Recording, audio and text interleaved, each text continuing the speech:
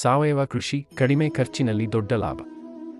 ನಮಸ್ಕಾರ ಸ್ನೇಹಿತರೆ, ನಮ್ಮ ಚಾನಲ್ಗೆ ಸ್ವಾಗತ. ಇಂದಿನ ವಿಡಿಯೋದಲ್ಲಿ ನಾವು ಸಾವಯವ ಕೃಷಿ ಮತ್ತು ಅದರಿಂದ ಹೇಗೆ ಒಳ್ಳೆಯ ಬಿಸಿನೆಸ್ ಮಾಡಬಹುದು ಎಂಬುದನ್ನು ನೋಡೋಣ.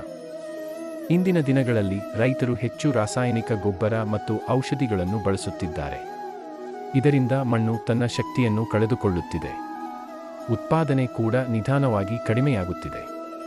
ಇದಕ್ಕೆ ಉತ್ತಮ ಪರಿಹಾರವೇ ಸಾವಯವ ಕೃಷಿ. ಸಾವಯವ ಕೃಷಿಯಲ್ಲಿ ನಾವು ಗೋಮಯ, ಗೋಮೂತ್ರ, ಹಸಿರು ಗೊಬ್ಬರ, ವರ್ಮಿ ಕಂಪೋಸ್ಟ್ ಮತ್ತು ನೈಸರ್ಗಿಕ ಕೀಟನಾಶಕಗಳನ್ನು ಬಳಸುತ್ತೇವೆ. ಇದರಿಂದ ಮಣ್ಣು ಆರೋಗ್ಯಕರವಾಗುತ್ತದೆ ಮತ್ತು ಬೆಳೆ ಸಹಜವಾಗಿ ಬೆಳೆಯುತ್ತದೆ. ಇನ್ನೊಂದು ದೊಡ್ಡ ಲಾಭ ಏನೆಂದರೆ ಸಾವಯವ ಉತ್ಪನ್ನಗಳಿಗೆ ಮಾರುಕಟ್ಟೆಯಲ್ಲಿ ಹೆಚ್ಚಿನ ಬೇಡಿಕೆ ಇದೆ. ಜನರು ಆರೋಗ್ಯಕರ ಆಹಾರವನ್ನು ಹುಡುಕುತ್ತಿದ್ದಾರೆ.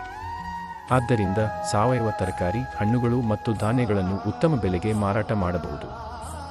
ನೀವು ಸಣ್ಣ ಮಟ್ಟದಲ್ಲಿ ಆರಂಭಿಸಬಹುದು. ಉದಾಹರಣೆಗೆ 1 ಎಕರೆಯಲ್ಲಿ ತರಕಾರಿ ಅಥವಾ ಧಾನ್ಯಗಳನ್ನು ಸಾವಯವ ವಿಧಾನದಲ್ಲಿ ಬೆಳೆಯಬಹುದು. ನಂತರ ಅದನ್ನು ಸ್ಥಳೀಯ ಮಾರುಕಟ್ಟೆ, ನೇರ ಗ್ರಾಹಕರಿಗೆ ಅಥವಾ ಆನ್ಲೈನ್ ಮೂಲಕ ಮಾರಾಟ ಮಾಡಬಹುದು. ಸಾವಯವ ಕೃಷಿಯನ್ನು ಸರಿಯಾಗಿ ಮಾಡಿದರೆ ಇದು ಒಂದು ಲಾಭದಾಯಕ ಬಿಸಿನೆಸ್ ಆಗಬಹುದು. ಜೊತೆಗೆ ಮಣ್ಣಿನ ಆರೋಗ್ಯವು ಉಳಿಯುತ್ತದೆ ಮತ್ತು ಪರಿಸರವು ರಕ್ಷಿತವಾಗುತ್ತದೆ. ಈಗ ಸಾವಯವ ಕೃಷಿಯನ್ನು ಬಿಸಿನೆಸ್ ಆಗಿ ಹೇಗೆ ಮಾಡಬಹುದು ಎಂಬುದನ್ನು ನೋಡೋಣ. ಮೊದಲಿಗೆ ರೈತರು ತಮ್ಮ ಹೊಲದಲ್ಲಿ ಇರುವ ನೈಸರ್ಗಿಕ ಸಂಪನ್ಮೂಲಗಳನ್ನು ಬಳಸಬೇಕು. ಉದಾಹರಣೆಗೆ ಗೋಮಯ, ಗೋಮೂತ್ರ, ಬೆಳೆ ಅವಶೇಷಗಳು ಹಾಗೂ ಹಸಿರು ಗಿಡಗಳನ್ನು ಬಳಸಿಕೊಂಡು ಗೊಬ್ಬರ ಮತ್ತು ಗ್ರೋತ್ ಪ್ರಮೋಟರ್ ತಯಾರಿಸಬಹುದು. ವರ್ಮಿ ಕಂಪೋಸ್ಟ್, ಜೀವಾಮೃತ, ಘನ ಜೀವಾಮೃತ ಮತ್ತು ನೈಸರ್ಗಿಕ ಕೀಟನಾಶಕಗಳನ್ನು ತಯಾರಿಸಿದರೆ ಖರ್ಚು ತುಂಬಾ ಕಡಿಮೆಯಾಗುತ್ತದೆ.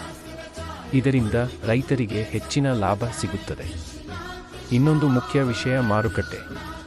ಸಾವಯವ ಉತ್ಪನ್ನಗಳನ್ನು ನೇರವಾಗಿ ಗ್ರಾಹಕರಿಗೆ ಮಾರಾಟ ಮಾಡಿದರೆ ಉತ್ತಮ ಬೆಲೆ ಸಿಗುತ್ತದೆ. ರೈತರು ವಾಟ್ಸ್ಆ್ಯಪ್, ಫೇಸ್ಬುಕ್ ಮತ್ತು ಯೂಟ್ಯೂಬ್ ಮೂಲಕ ತಮ್ಮ ಉತ್ಪನ್ನಗಳನ್ನು ಪರಿಚಯಿಸಬಹುದು. ಇಂದು ಅನೇಕ ರೈತರು ಸಾವಯವ ತರಕಾರಿ, ಹಣ್ಣುಗಳು ಹಾಗೂ ಎಣ್ಣೆ ಬೀಜಗಳನ್ನು ಬೆಳೆಸಿ ನೇರವಾಗಿ ಗ್ರಾಹಕರಿಗೆ ಮಾರಾಟ ಮಾಡಿ ಉತ್ತಮ ಆದಾಯ ಪಡೆಯುತ್ತಿದ್ದಾರೆ.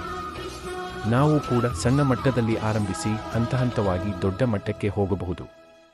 ಮುಖ್ಯವಾಗಿ ಗುಣಮಟ್ಟ ಮತ್ತು ನಂಬಿಕೆ ಇರಬೇಕು. ಸಾವಯವ ಕೃಷಿ ಅಂದರೆ ಕೇವಲ ಕೃಷಿ ಅಲ್ಲ, ಅದು ಆರೋಗ್ಯಕರ ಜೀವನ ಶೈಲಿ ಮತ್ತು ಉತ್ತಮ ಬಿಸಿನೆಸ್ ಅವಕಾಶ ಕೂಡ ಆಗಿದೆ. ಈ ವಿಡಿಯೋ ನಿಮಗೆ ಉಪಯೋಗವಾಗಿದ್ದರೆ ಲೈಕ್ ಮಾಡಿ, ಶೇರ್ ಮಾಡಿ ಮತ್ತು ನಮ್ಮ ಚಾನಲ್ ಅನ್ನು ಸಬ್ಸ್ಕ್ರೈಬ್ ಮಾಡೋದನ್ನು ಮರೆಯಬೇಡಿ. ಧನ್ಯವಾದಗಳು.